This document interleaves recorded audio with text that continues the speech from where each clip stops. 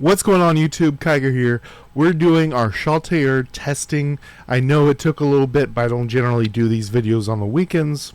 We're going to jump in, let you know how her stats are, how her abilities work, and if you should get her. Also, how to get a free copy of her. Let's get into it.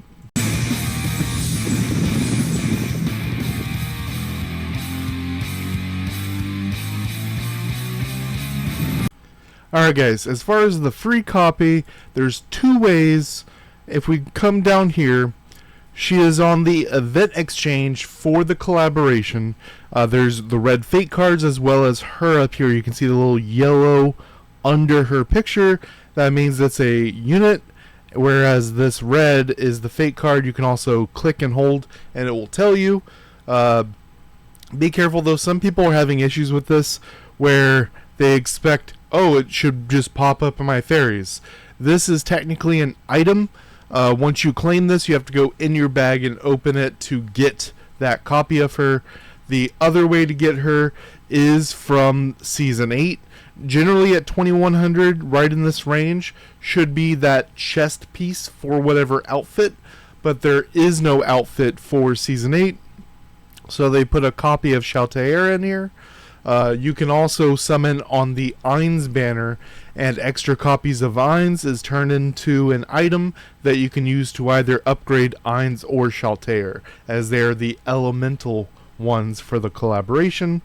And it was nice because this account wasn't around for the first season, so I was able to use these tickets for a couple of pieces for an older season this account wasn't there for. As far as the actual review, checking out her stats, we have block break, which is always good to have, and crit, which she is fire. Fire gives crit. It's a fine one to have, and obviously attack, which is good for fire. Basic, nothing special here. Passive, this is the one that a lot of people are having trouble understanding, and I'm going to do my best to help out. When switching to Shalltear, so this works in things like Top League where you can't summon the fairies. It works exactly the same like Milim, the first collaboration Holy. Releases Shockwave 10 meters, same range, deals damage, AoE, and causes Knockback. Allies receive damage reduction, and for 6 seconds, can only happen every 30 seconds. This scales up to 20% for the damage reduction and more damage on the AoE. It says allies, not you and allies. So it only give that damage reduction effect to your allies. This is a great top league option. What I see this being is top league if you have one ranged DPS, like a judge or a marksman, for example, even a wind chaser.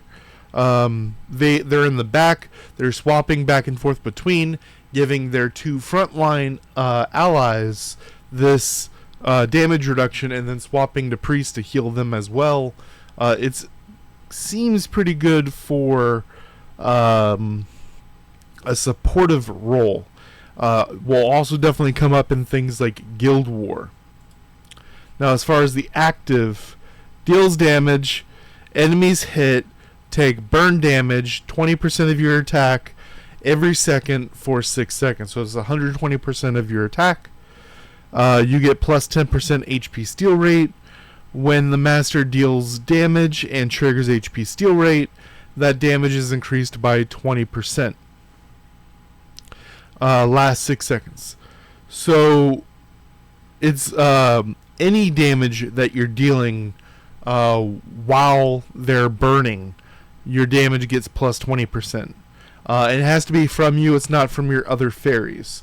It's effectively like a class damage increase. 2 people hit from the initial hit that are burning. Anyone that's burning that you trigger HP steal rate on, it's effectively a class damage increase of 20% for 6 seconds. Level 2, burn duration plus 100%, so it doubles the burn duration. Instead of 6 seconds, it's 12 seconds. but the HP steal rate damage increase is still only 6 seconds. Level 5, monsters vulnerable to fire plus 20% for 6 seconds. So it doesn't give the fire weakness, but it's plus 20%. This is worse than other ones, but it's still nice to have. So we have Winter Cherry that gives the fire weakness. We have Chestnut Rose, which does a 30% amp. This is a 20% amp.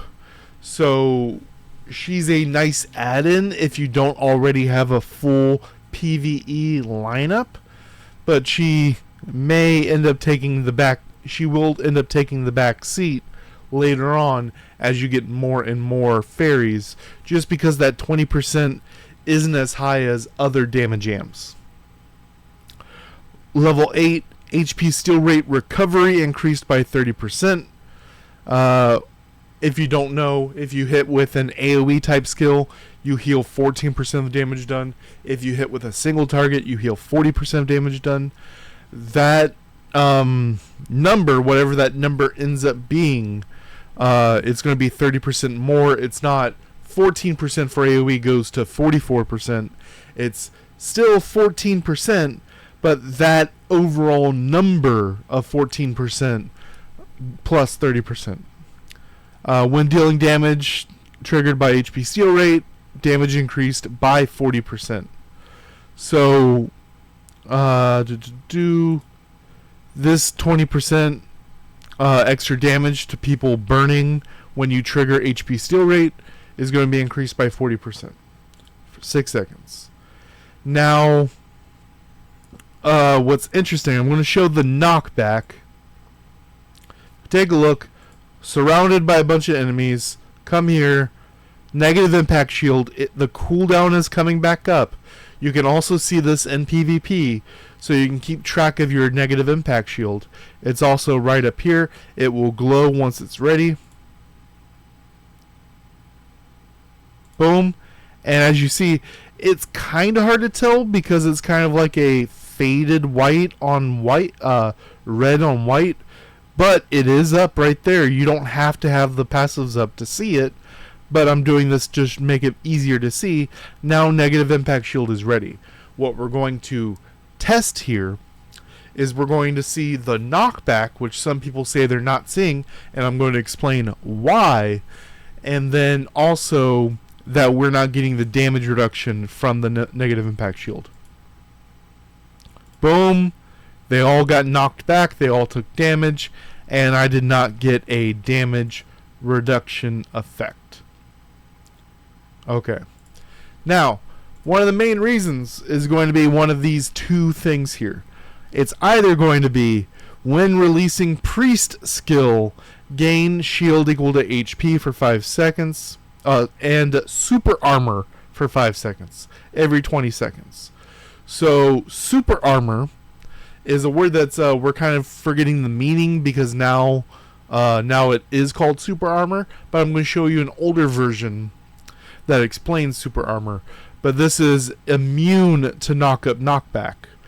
Older version would be like what Gladiator still says, gains immunity against knockback when releasing Gladiator skill. This has no cooldown.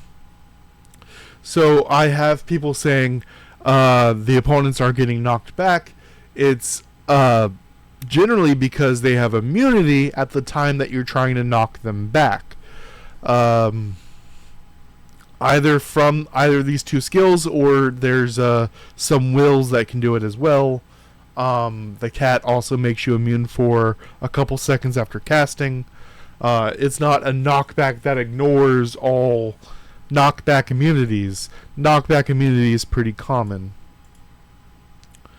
Now I'm going to be showing you her ability. So we're going to check out the basic, and then we're going to check out how long it takes to cast and the animation. Here we go. Basic. I like the basic. It looks kind of cool. Boom. Boom. That's a long animation. Alright. And then we see this is the maxed range that you can cast her at and still hit the enemy. It does have a small following effect. Not as good as something like Laurel, which will follow them pretty far. They would have to effectively burn a dodge or have a big movement speed increase to get out of the range of something like Laurel. This one will follow them a little bit. So it's effectively the casting duration. Like where he's standing right now, it'll follow a couple steps, but really that's about as far as it's going to follow. But it does have a decent range of AoE once it hits the ground. But that's it, guys. As far as should you be going for her, I think for a support build, the negative impact shield giving the damage reduction is pretty nice. For PvE, she can also be pretty good because of the level 5 effect of the plus 20%, but later on in the game it is going to get overshadowed. It is very interesting that they're trying to do these HP steal rate bonuses, plus 10% to trigger, and then extra damage when you're triggering HP steal rate. I like the idea here, but the execution just isn't doing it. She would have been much better if this casting, like, we're going to look at the